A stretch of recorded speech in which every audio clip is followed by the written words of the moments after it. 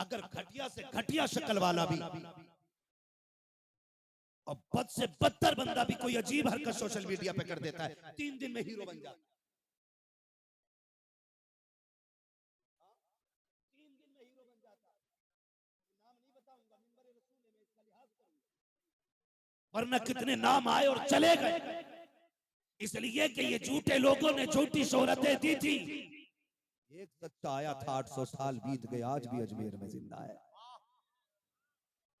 इसलिए कि उसकी शोहरतें सोशल मीडिया और झूठों की बुनियाद पे नहीं, बल्कि मदीने वाले मुस्तफा की चौखट से मिलने की बुनियाद।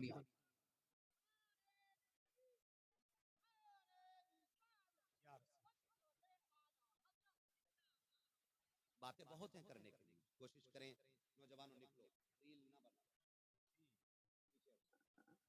रील से और रियल से जमीन और आसमान का। आज जो हमारे घरों में झगड़े हो रहे हैं, इसकी वजह जानते हैं? इसकी वजह है सबसे ज्यादा नाटक और ड्रामे और सीरियल। सही कह रहे हैं? सीरियल, ड्रामा, ये किसकी स्कीम? यहूदियों की स्कीम। उसमें नाम अकरम रखा गया, नाम नईम रखा गया, नाम फरा रखा गया, नाम शाइस्ता रखा गया, नाम आयशा रखा गया, और हम अंधे होते चले गए। उसी की वजह से नाजायज ताल्लुकात की रस्में शुरू हो गई। उसी को देख करके बहू ने ससुर का एहतराम बंद कर दिया, उसी को देख के ससुर बहू के कंधे पे हाथ रखने लग गया और कह रहे अब फ्रेंड है मेरी। जब इतनी बेगैरती घरों में आएगी तो बताओ फिर दीन के मुहाफिज किधर पैदा हो? एक सीधी बात, गलत दवा पड़ जाए ना, पूरी फसल बिगड़ जाती है, और गलत रोजी मिलती है तो पूरी नस्ल बिगड़ जाया करती है। याद रखिए, बचा लो अपनी नस्लों को। बंद कर दो ये सीरियल, खत्म करो, आग लगा दो टीवियों को। आज हो क्या गया है, जिन बेटियों को मस्जिदों की अजान की आवाज का इंतजार होता था, आज घड़ी देख करके सीरियल का इंतजार कर रही हैं। ससुर भी कंधे से कंधा लगा के बहू के बैठा है, वहीं पे बेटियां बैठी हैं, बेगैरतियों वाले काम चल रहे हैं, और हम कहते हैं मजा आ गया आज के सीरियल में। कसम खा के कहता हूँ, 30 साल जिंदगी के लिए 3 घंटे का सीरियल काफी नहीं है, 60 साल जिंदगी के लिए 30 दिन का सीरियल काफी नहीं है। आओ तुम्हें बताता हूँ, अगर जिंदगी सवार नहीं है तो सैयदे कायनात की पूरी जिंदगी उठा करके बेटियों के हवाले कर दो, जो खातूने जन्नत की नक्शे अमल पे चलेगी। दुनिया में कब्र पे अजान हो न हो, अल्लाह उसकी कब्र में जन्नत का ऐलान पहले फरमा डाले।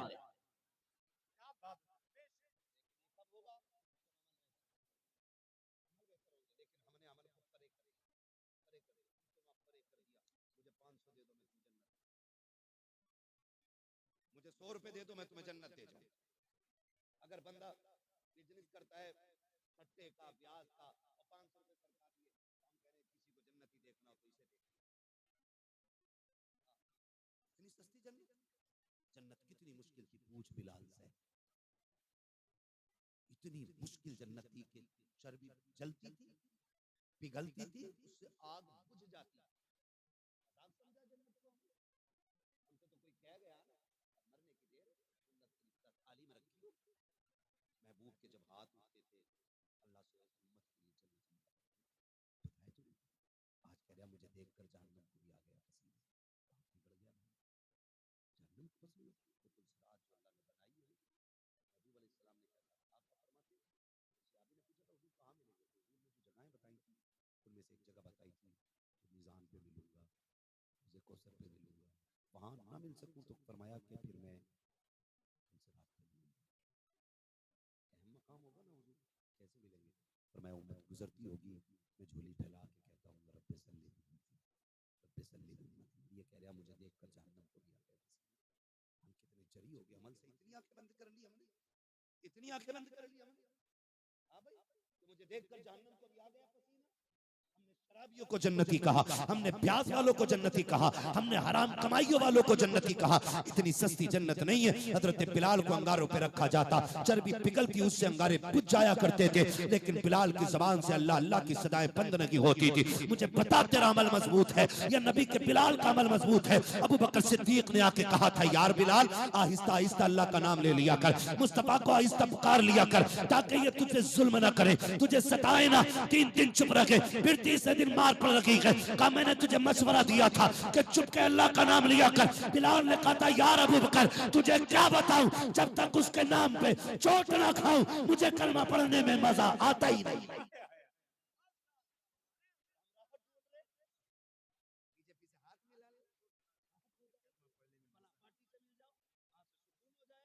कहते जब दर्द ना होना कलमे में मजा ही नहीं। और किसी ने हजरत बिलाल से कहा, ओ बिलाल बड़ी बातें करता महबूब की, इतना पीटा जा रहा है, महबूब तुझे छुड़ाने नहीं आ रहा है? आज तो जरा सी तकलीफ आ जाए तो लोग मुसलमान ही बचे थे मुसीबत के लिए, तो देखो गोश्त खाने वाले और हम पे ही मुसीबत आ गई है। कुरान कहता है तुम गुमान करते कि तुम ईमान लाओ और फिर तुम आजमाए ना जाओ। गुमान करते बंदे को आजमाया जाएगा, ला इलाहा इल्लल्लाह कह चुका है ना, समझो उसे तैयारी रखनी है। तैयारी इतनी सस्ती जन्नत नहीं है जितनी हमने बांट रखी है, बांट रखी है। सोचे जरा बिलाल से कहा, बिलाल तुम्हारा नाम लेते हो, मुझको तो पसंद नहीं आता, तो तुम्हें छुड़ाने नहीं आती। उस पर भी हज़रत बिलाल ने कहा, चुप हो जाओ। जब तू बाजार जाता है ना, हांडी को बजा बजा के देखता है कच्ची है कि पक्की है, तो मैं तू हांडी खरीदने से पहले बजा के देखता है, तो मेरा महबूब का बिलाल को बजा के नहीं देखेगा कि बिलाल कच्चा है कि पक्का है।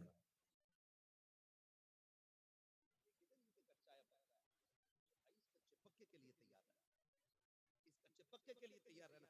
मेरे कहने से आप जन्नती नहीं हो जाओगे, मेरे ऐलान से आप जन्नती नहीं हो जाओगे। मैं जनाजा पढ़ा दूं आकर के, गारंटी नहीं है कि आप बख्शे जाओगे।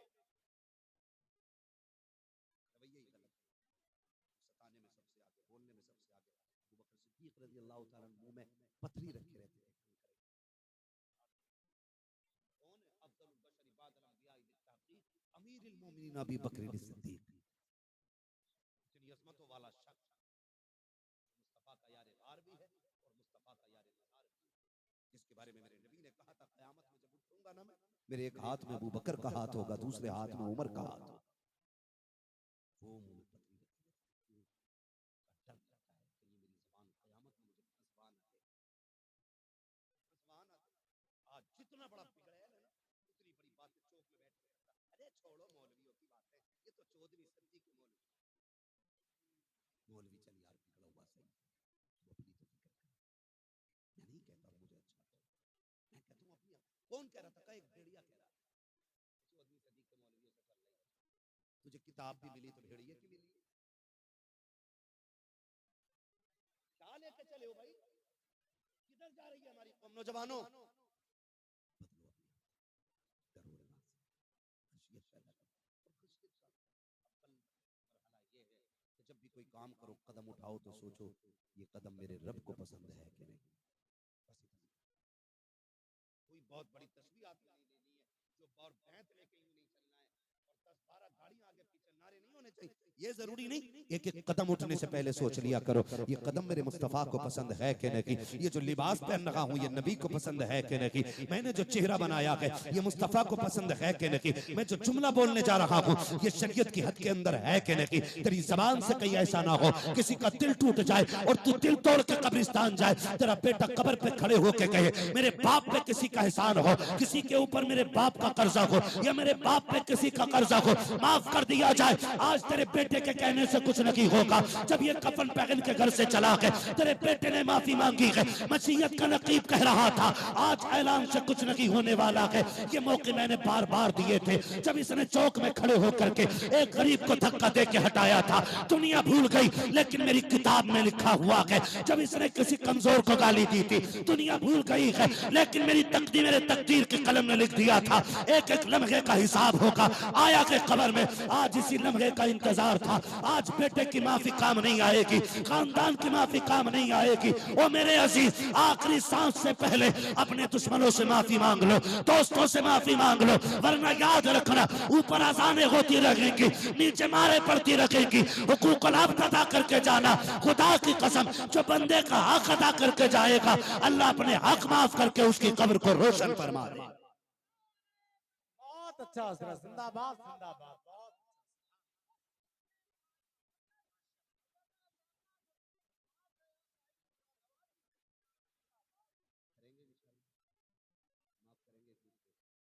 करेंगे माफ इंशाल्लाह।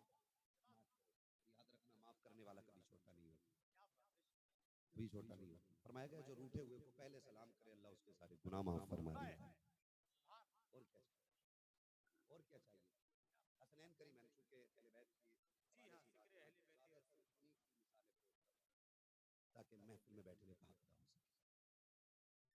हम तो एक बात जानते हैं, मसला कोई नहीं बोला,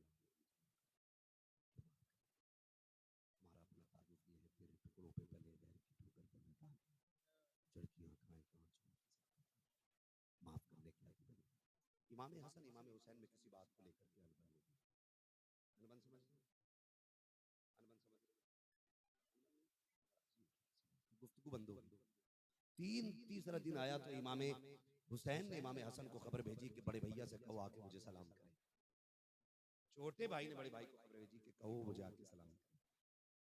अच्छा, मोहब्बत इतनी थी और तालीम और तरबियत देखिए। छोटे भाई की खबर पहुंची तो आपने इन्हें कहा मैं क्यों जाऊं, मैं बढ़ाऊं, फौरन आगे और आके सलाम किया, जवाब दे दिया। जब गुफ्तगू हो गई तो कहने लगे यार ये बता, मैं